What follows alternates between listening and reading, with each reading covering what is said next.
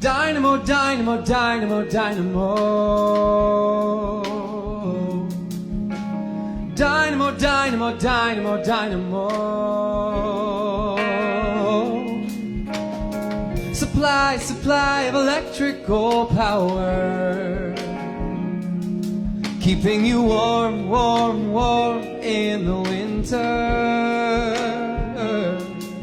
Fantastical images, brightly conjured machines. Dynamo, why I know I'm gonna do the work for you.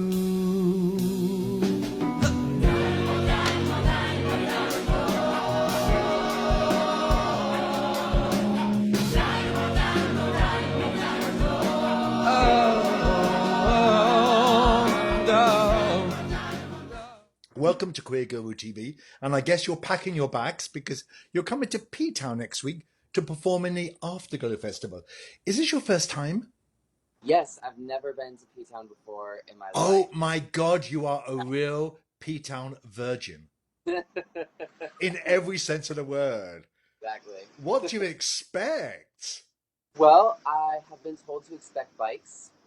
I have been told to expect a very cute street that a lot of people walk down on a daily basis. Yeah. And I have been told to expect a community of queer folks who love art. They do, they do. So we know you from your socially focused musicals such as Farmed and Shapeshifters, but this is a one-man show, so you're not going to play all 25 parts, are you? What are we going to see and hear from you next week? Yeah, so when I started Shapeshifters, which is now a full-blown musical, it started at the Duplex in New York City. Yeah. As a one-person show, and just me and a piano and trying out these like poems and songs about, you know, how you survive growing up queer as a kid. Yeah. And the things that get you through and sort of the motions you go through in becoming an adult that is healthy and happy and still able to love that child part of yourself. You know? So is that what you're going to be performing here? Exactly, yes. So, as a one-man band playing all 25 parts? Yes. And I'm bringing with me my amazing music director and pianist. His name is Keiji Ishiguri. And he's going to be playing piano for me and singing some backup. And and what you're going to hear is all original music. All of the songs are music and lyrics by me, and poetry, and just stories about this sort of coming to terms with oneself. And you haven't actually said, but it's to celebrate the anniversary of Stonewall. Yes, so this piece was commissioned actually through the Duplex and then through the Public Theater where I'm in residence. As part of Stonewall 50, making sort of sense of what that period of time is now. Yeah. So how important is it still today, is the theatre in means of a political comment or protest? Is it still effective? Entirely. And I think it's one of the greatest organizing tools we have. You know, if you can get a bunch of people in a room together to feel anything together, you know, not just through your screen, not just on your radio or on the phone, but to really be with other people, I think, entirely effective. You mentor a lot of young people to create and perform original songs based on their unique stories. Can we talk about that, how and why that started and the project itself? Yeah, I mean, you know, I was mentored by the late, great Elizabeth Swados, who here in the theater, you know, she wrote the Broadway show Runaways, as well as many other incredible pieces of theater. And I think one of the things that was part of her legacy that I am also in the legacy of is mentoring the next generation. Finding and pulling out the creative voice of the next generation and really beginning to listen to what's coming up from the ground. Because we think we know all these things as adults, but kids really are the pulse of what is next, what is coming, and where the future of our world is going. So I feel like to be able to create songs with them, to write pieces with them is, you know, to have a hand on the pulse of what's coming next. And do you release those as videos or DVDs or CDs?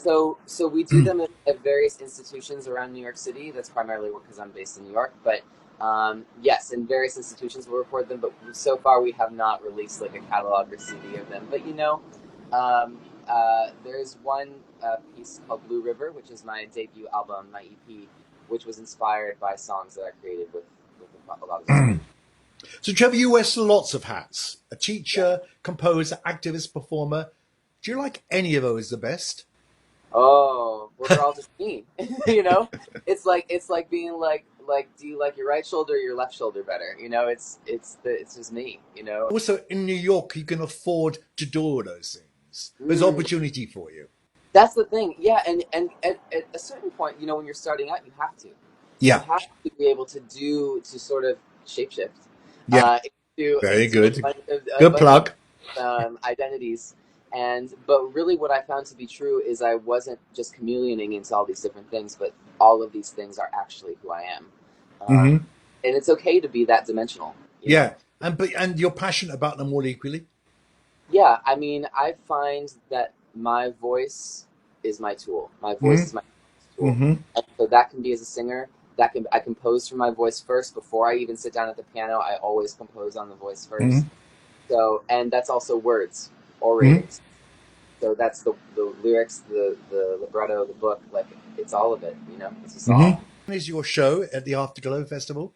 So we'll be on the 12th, which is Thursday night, and it's at 7 o'clock. Are you doing one show only? Just one show. So if you're watching this, book tickets immediately. Immediately. Yeah. Are you staying for a few days to join? Oh, you know. So they offered us a little trip there. So I was like, I'm going to be there on Monday. Yeah. Just gonna enjoy PTown for a second, you know, and take that in and be there and then the show will be. You'll fall in love with PTown. Everybody does. That's what I hear. I know. It's just, you know, I've been 20 years now. So and you know, I'm here every summer now.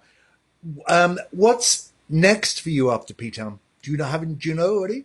Yes, I do. So as soon as I'm done with PTown, I'll be going up to Cambridge to be in a show called Blacklight at the ART. Which you've just been doing somewhere else, haven't you? We did it at the Public Theater in New York City. Also had another run off Broadway at formerly the Barrow Street Theater. It's now called the Greenwich House Theater. And you're also with a lot of people here that are Joe's Pub people. Yes, yeah. We seem to have half of Joe's Pub here. It's the place to, like, really though, for queer art in the city right now. It's the place to be. And I'm fortunate, along with Miguel Angelo, who's also performing on Saturday. We know him. We've seen him before. He's amazing. He's so funny as well. Yes, and he's we're both in residence at Joe's Pub right now. All right. That's great. That's a great place to be. Well, thanks for talking to us. Good luck with your show, and good luck. Enjoy Provincetown when you're here too. Thank you. Okay. Bye. Bye. Dynamo, dynamo, dynamo.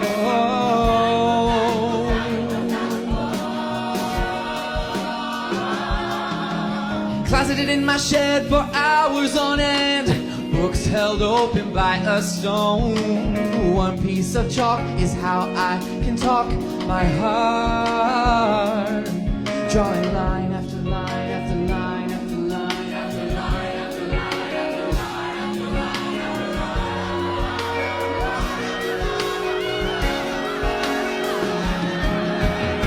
line. I'm moving rapidly, I'm such an anomaly, a complicated mass of working cogs and glass.